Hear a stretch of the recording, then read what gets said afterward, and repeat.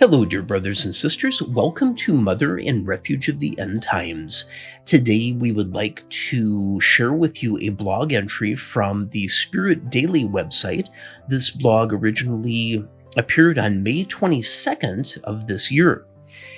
Surely you've noticed how profanity rules American conversation. The nation's most popular podcaster uses the F word, or God's name in vain, every few minutes. He's topped by a competing podcaster and former United States Navy SEAL who literally uses it every minute during an interview with a young woman. Not to mention, on his show, a liberal congressman uses the term "rats ass" during a hearing and excuse even these abbreviated comments. The F word is uttered throughout the White House, most recently by a cabinet secretary who was heard shouting it in a discussion with Elon Musk. Comedians deploy vulgarities as a matter of course, and it is now of regular accepted usage in various print and online news media outlets, often, as in the recent Atlantic, without the abbreviation. Words that were once censored are now largely accepted in mainstream media, literature, and everyday conversation. For example, how about the middle finger? It's everywhere. Profanity, even on billboards, in our advertisements. Our sad time, and a sign of the times, a sign for sure of social degradation. Words, excuse us again, like hell, damn, or bitch or shit were once off limits, but are now considered too mild to even care about it. It gets directly past the censors. Now it gets worse from there. Are Christians okay with this? Heaven isn't. During exorcisms, one hears the same kind of foul language from demons.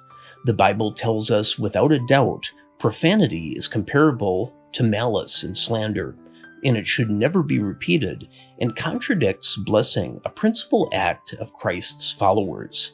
In Colossians chapter 3, verse 8, we read, "But now put them all away, anger, wrath, malice, slander, and foul talk from your mouth."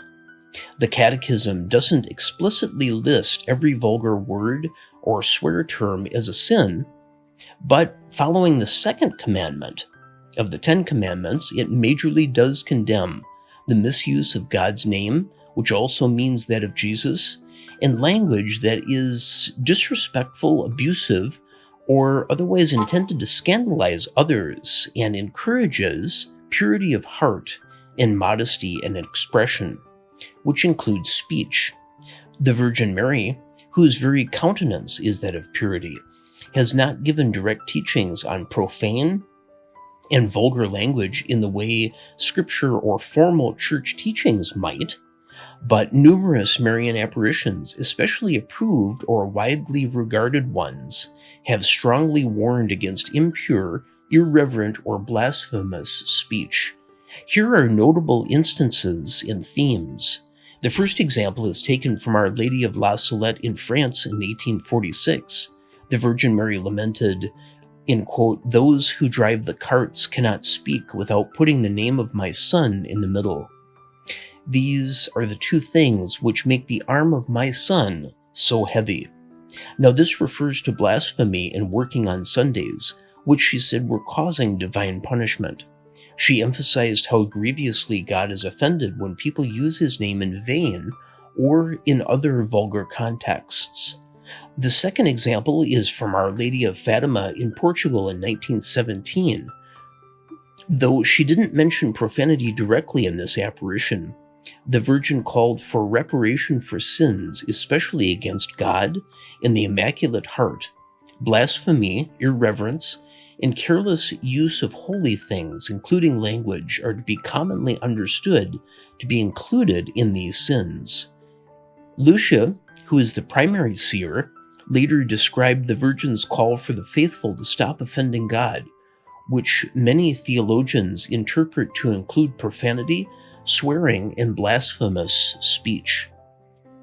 The third example is Our Lady of Medjugorje.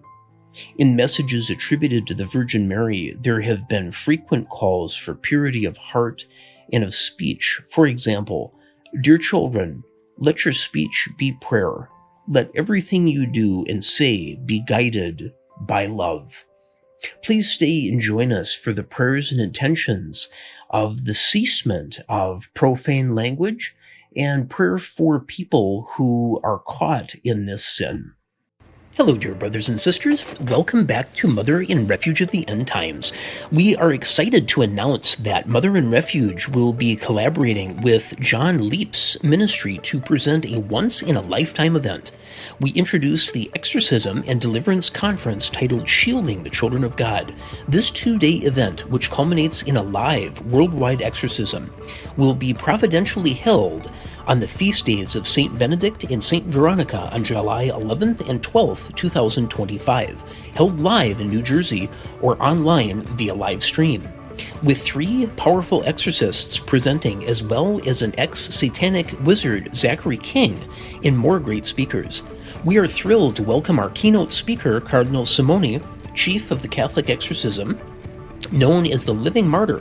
Cardinal Simoni was unjustly imprisoned and on death row in communist Albania for 28 years.